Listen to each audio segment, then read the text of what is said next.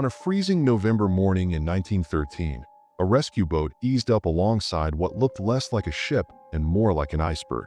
The bow of the freighter was completely entombed in white.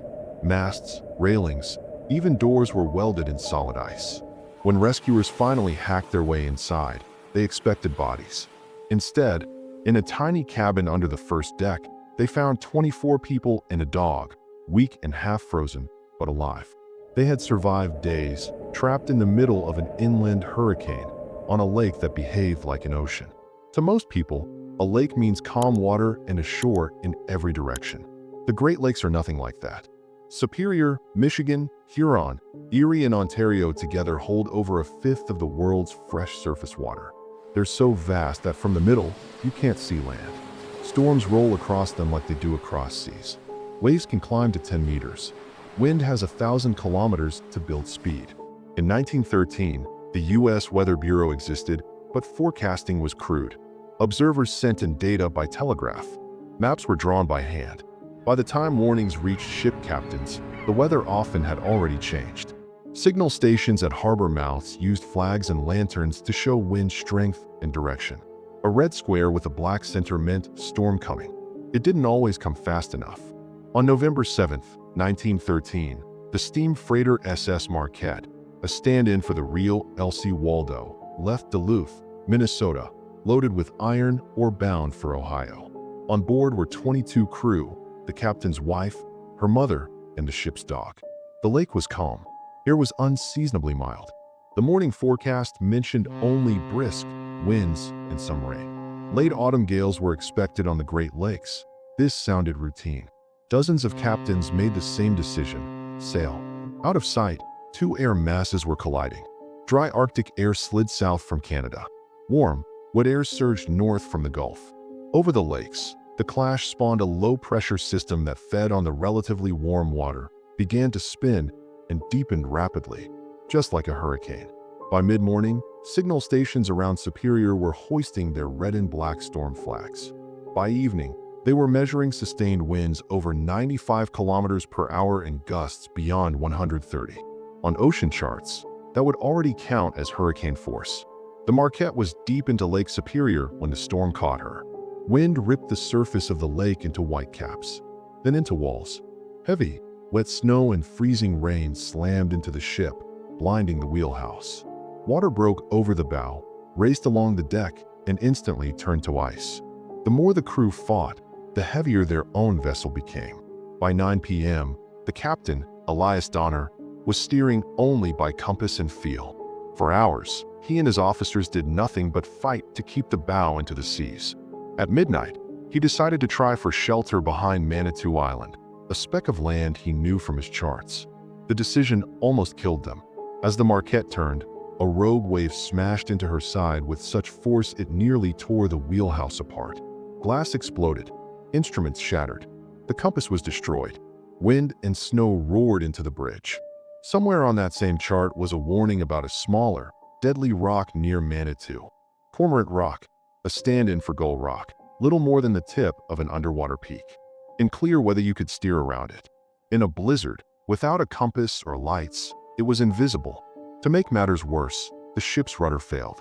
The Marquette was now half blind, half steerable, and being driven straight towards rocks she could no longer see. Shortly before dawn on November 8th, the freighter slammed into Cormorant Rock and stuck fast. Chaos followed. The hull shrieked. Steel buckled. Donner realized that if waves pushed them back off the rock, the Marquette would break apart and sink in deep water. He made a brutal choice: run the engines full ahead to keep the bow ground into the stone. It worked at a cost. The enormous strain tore a long crack across the deck. Water flooded in. The stern section began to fail. To make the ship heavier and less likely to bounce free, Donner ordered the lowest compartments deliberately flooded. The Marquette settled deeper onto the rock. Moments after most of the crew, the two women and the dog had been herded to a compartment beneath the forward deck, there was a terrible ripping sound. The cracked hull finally gave way. The stern broke off, rolled, and vanished into the black water. The survivors were now marooned in the bow of a wrecked ship, pinned to a rock in the middle of Lake Superior, with no power, no heat, and a storm still building around them. They did what they could. An engineer ripped out the captain's bathtub. Men punched the bottoms out of metal fire buckets.